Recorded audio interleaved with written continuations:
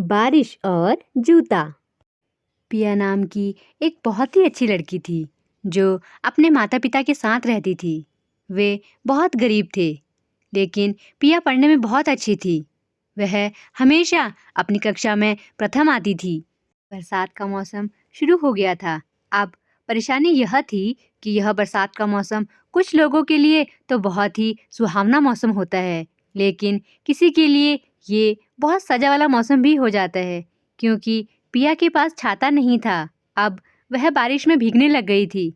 बेचारी करती भी तो क्या, कैसे अपने माँ बाप को यह बताती कि उसके पास छाता नहीं है, क्योंकि उसके माता पिता बड़ी मुश्किल से मजदूरी करके कुछ पैसे लाते थे, जिससे बहुत ही मुश्किल से उन लोगों का गुजर बसर हो पाता था। अब वह कैसे कहती कि उसको छाते की ज़रूरत है।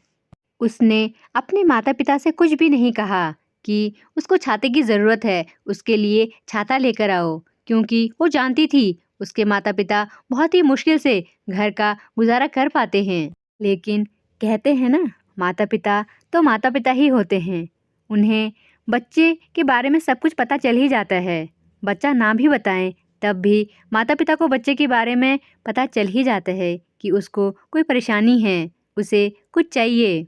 ऐसे ही पिया के माता-पिता ने भी देखा कि उसको छाते की ज़रूरत है। उन्होंने और मज़दूरी की और उसके लिए एक नया छाता लाए। अपना नया छाता पाकर पिया बहुत खुश हुई। उसे लगा जैसे दुनिया भर की खुशी उसे ही मिल गई हो।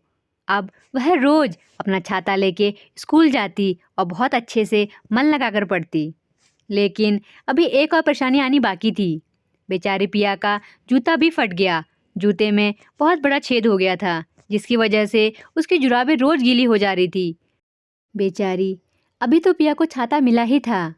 अब वो अपने माता-पिता से कैसे कहती कि उसका जूता भी खराब हो चुका है, उसको नए जूते लाकर दो। अपने माता-पिता की परिस्थिति को जानकर उसने अपने माता-पिता को कुछ नहीं बताया और यूं ही फटे जूतों में स्कूल जाती रही। लेकिन जूतों में छेद होने की वजह से उसकी जुराबें भी रोज भीग जाती थी। एक दिन पिया के माता-पिता ने देखा कि उसके जूते रोज गीले हो रहे हैं और उसकी जुराबें भी रोज ही गीली हो रही हैं। ऐसा क्यों हो रहा है, ये जानने के लिए जब उन्होंने उसका जूता देखा तो जूते फट चुके थे। जूतों में बहुत बड़ा छेद हो चुका था, जिसकी वजह से उसकी जुराबें गीली हो जा रही थी।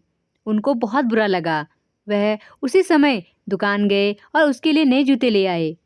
अगले दिन स्कूल जाने के लिए जब पिया तैयार हुई तो उसको उसके जूते नहीं मिल रहे थे। उसने बहुत ढूंढा, पर उसको उसके जूते कहीं नहीं मिले।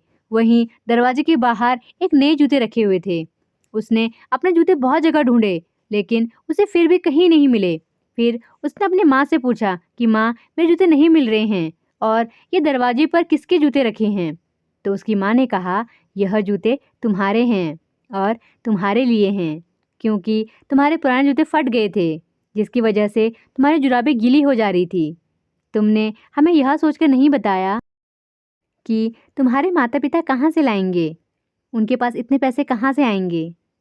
लेकिन माता-पिता तो माता-पिता होते हैं, भले ही उन्हें एक रोटी कम खानी पड़े, लेकिन अपने बच्चे की हर ख्वाहिश को पूरा करना उनका पहला कर्तव्य है।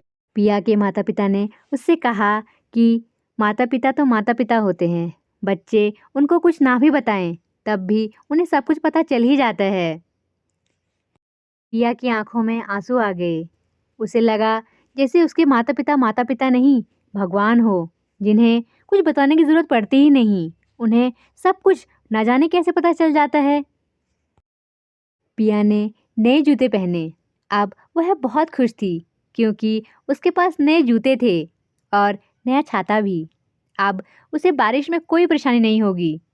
उसने अपने माता-पिता का बहुत धन्यवाद किया और उनसे वादा किया कि वह बहुत अच्छे से मन लगाकर पढ़ाई करेगी और उनका हमेशा कहना मानेगी। माता-पिता ने पिया को गले से लगा लिया और उसे बहुत सारा आशीर्वाद दिया। कुछ बच्चे उम्र से पहले ही बड़े हो जाते हैं। उन्हें घर की परिस्थिति के बारे में पहले ही पता होता है, इसलिए वो अपने माता-पिता को कुछ कह नहीं पाते। और वहाँ माता-पिता तो माता-पिता होते हैं, उन्हें कुछ कहने की ज़रूरत पड़ती ही नहीं। उन्हें खुद ही पता चल जाता है कि उनके बच्चों को क्या चाहिए। कहानी पसंद आई हो तो चैनल को लाइक शेयर सब्सक्राइब करना ना भूलें एंड थैंक्स फॉर वॉचिंग।